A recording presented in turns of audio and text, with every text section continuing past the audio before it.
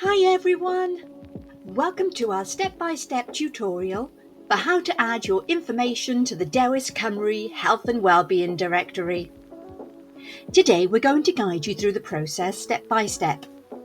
We'll cover the key steps, required information, and share some helpful tips we've gathered from our experience working with Dewis. To add your information, you will need to have created an account and be logged in.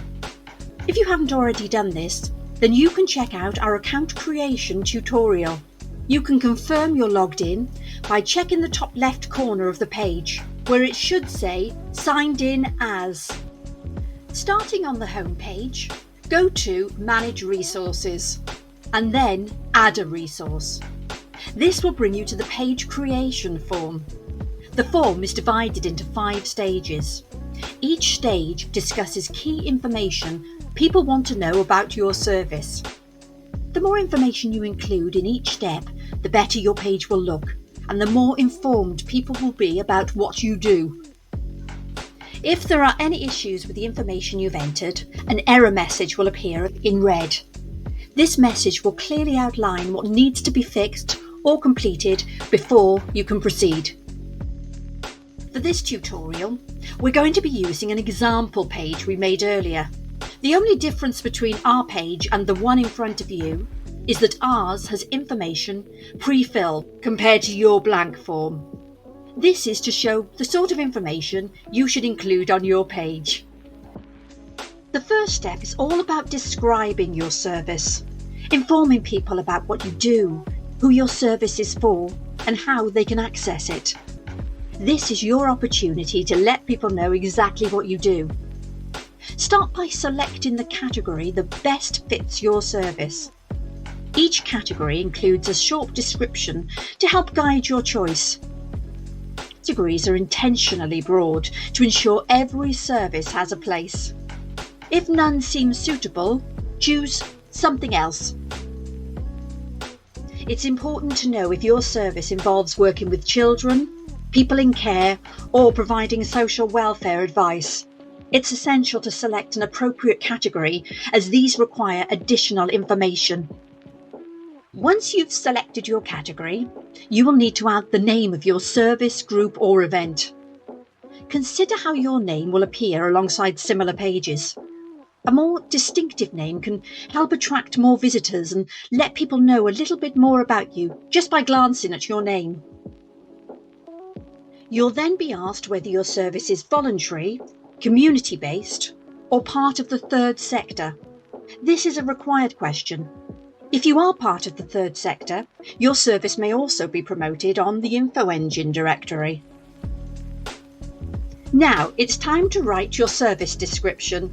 This is your chance to tell people what you do and why it matters.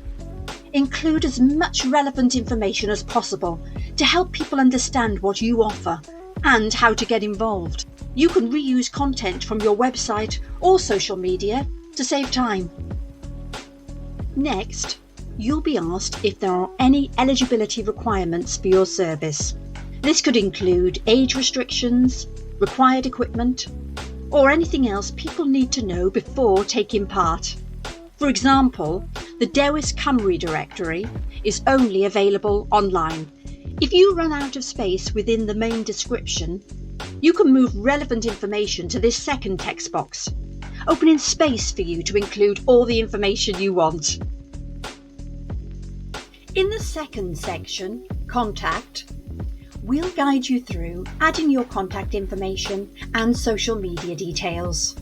Staying connected is essential, especially when sharing content online, and this section helps you promote that information clearly and effectively. We begin with your contact details. A drop-down menu offers a variety of contact types to choose from, ensuring you're reachable in the way that suits you best. You must include at least one form of contact on your page, otherwise you will not be able to progress to the next section. Most contact types include 2 fields, one for the contact detail and another for an optional label. For example, when entering a phone number, the number goes in the right-hand field, while the label on the left can add context, such as office. When adding a location, an address form appears. Enter a postcode and select an address from the drop-down menu. The form will autofill, and you can manually adjust the details if needed. Including an address adds a location pin to your page's map, allowing visitors to get directions to your address. In our example, we've added an address and 2 email contacts, using the label feature to help distinguish them. One is identified as our team inbox, while the other is a named colleague. Next, we will show you how to link your page to your social media accounts. In our example, we've included our Facebook and Instagram page. However, the drop-down menu offers a number of other platforms you can include. First, select your chosen platform and then paste your account's URL into the text box. Finally, click Save after adding each account and check they've been successfully added. Your social media accounts will be listed below, allowing you to see exactly which accounts you've included. Moving on to step 3. You'll need to add key information about your service, establishing your age range, accessibility, opening times, and costs. First, you need to let us know whether your service mainly provides for one of these listed groups or communities. If your service is for everyone, select the last option, No, my service is for everyone. You are required to answer this question. If you don't, you won't be able to progress on to the next step.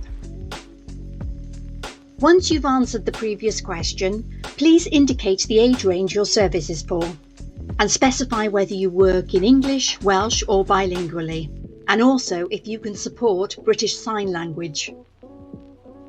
Next, you have the opportunity to outline your costs. If there is a charge or fee, select either It Depends or Yes, and this will open a text box where you can provide details about your pricing. Use up to 600 characters to list your services and their costs.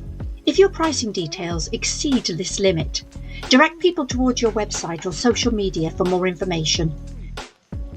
If your service requires a referral, audition or test, provide the details here, letting people know what they should expect if they want to take part. If this doesn't apply to your service, you can leave this field blank. Below your referral information, you can link to your website. You must include the full URL. If you don't include HTTPS, you will receive an error message when you attempt to complete this section. Using the list below, select up to 5 outcomes that best represent what your service offers and how you support people. The outcomes are grouped into general themes to help individuals find your service more easily. Now, outline the days and times when you are open. If your schedule varies or there are exceptions such as holidays, special events or seasonal changes, be sure to include those details here. Finally, if you have added a location as part of your contact details, you will be asked about the accessibility features your location has. In step 4, you will define the area where your service is available, whether at the national, regional, county or local level. You'll start by answering a series of questions to refine your service area. It's helping you quickly show people where they can find you and saving you from being contacted by people halfway across the country.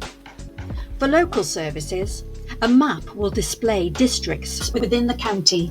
Simply select the districts you cover and click Add these areas once you're satisfied with your choices.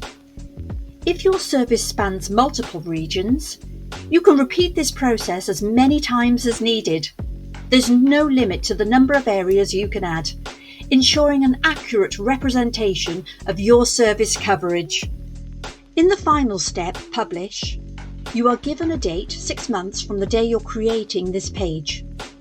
This is the date when you will need to edit and republish this page. This is quick and easy, and if you want more information, you can watch our tutorial on editing and republishing. This is to ensure all information is up to date. If anything has changed, simply update the relevant details and return to this tab to finalise your updates. Finally, when you're confident that all the information is accurate and ready for the public, tick the box to indicate you're finished. The last step is to click Save, and once you've done that, you're finished. A pop-up will appear confirming your information has been successfully saved. If you're still making edits or need more time, leave the box unticked for now, and you can save your work and finish it later. Thanks for watching this tutorial, and if you require any support, please contact us at Dewis Cardiff Vale at valeofglamorgan.gov.uk.